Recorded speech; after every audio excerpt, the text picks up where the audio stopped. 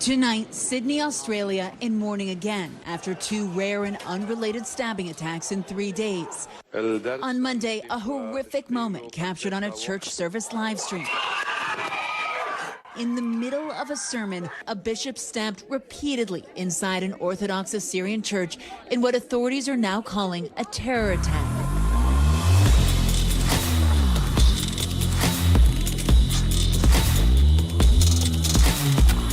This video is brought to you by Ground.News, brought to you by Ground.News/Tatum. Like, subscribe to the channel, hit the bell so you get notification anytime I go live or make a video. Make sure you still subscribe to this channel, like this video, comment on this video, share this video. Let's get into this. Ladies and gentlemen, the priest from Sydney, Australia was stabbed in a terrorist attack.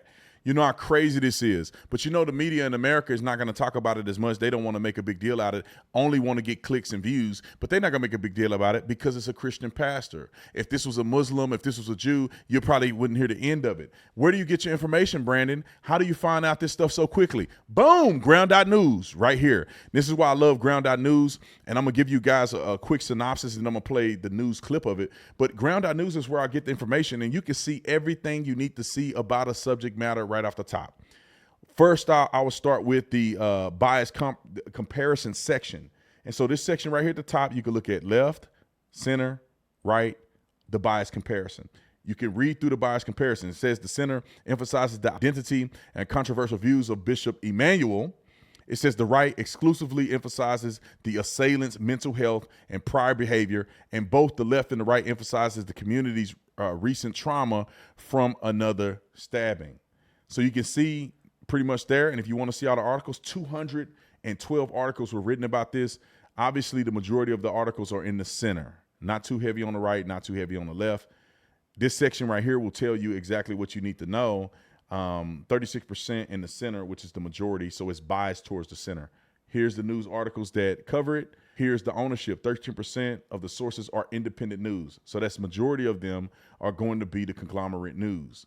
Then you go down and you can see where they report on this in the world. So the funny thing is that it's all over the world here, but unlike some videos, you see it here in Brazil, you see some in Africa, in South Africa, you see them everywhere. And of course, Australia. And this is where you kind of find out how they're covering the news all over the country. Make sure you guys go to Ground.News/Tatum, subscribe through the link, and you'll get 40% off unlimited access, which is what I use. And I want you guys to know that Ground.News is independently owned and subscriber funded. So they're not pushing an agenda for ad dollars.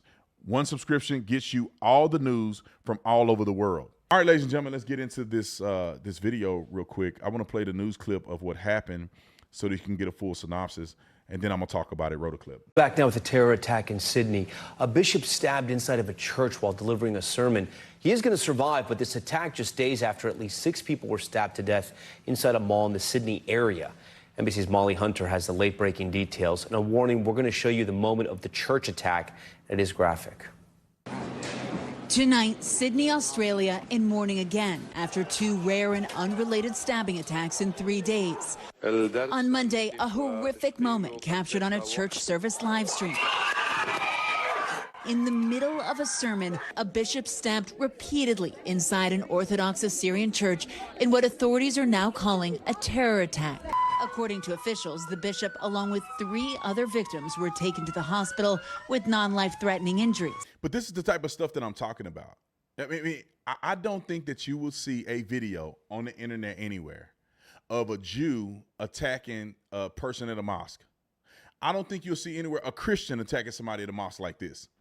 You won't see the reverse of Jews or Christians attacking Muslims in the way that you see Muslims attacking other people through terrorism. I mean, just think about it for a minute. Show me a video of somebody flying into somebody's country and beheading people and burning kids alive. You're like, who's ever done that? It's the ideology that people need to call out. You may be a Muslim that's not participating in this. Kudos to you.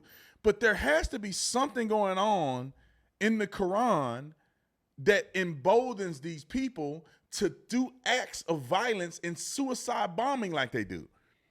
This man went and stabbed this man for what? What you stabbing for? And then you know what, in Australia, he probably not gonna get a slap on the wrist. He's gonna go get a lawyer and then they're going to do a trial, and his defense attorney is, man, God is my witness.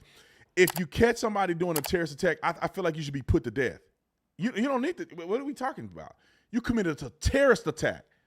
Your ideology was meant to kill another person. You weren't trying to harm them. You didn't want to see where it goes. You tried to kill them and take their lives. With the aggravated charge of terrorism, death penalty. I couldn't be the president. Everybody be getting a death penalty.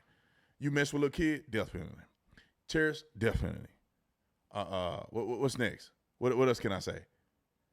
You go and try to nah, that's the only ones I do. The other ones I won't do, or I won't say I do. So, all right, ladies and gentlemen, check out the video. Make sure you go to ground.news/Tatum, ground.news/Tatum to get all of your news. I'll see you on the next one.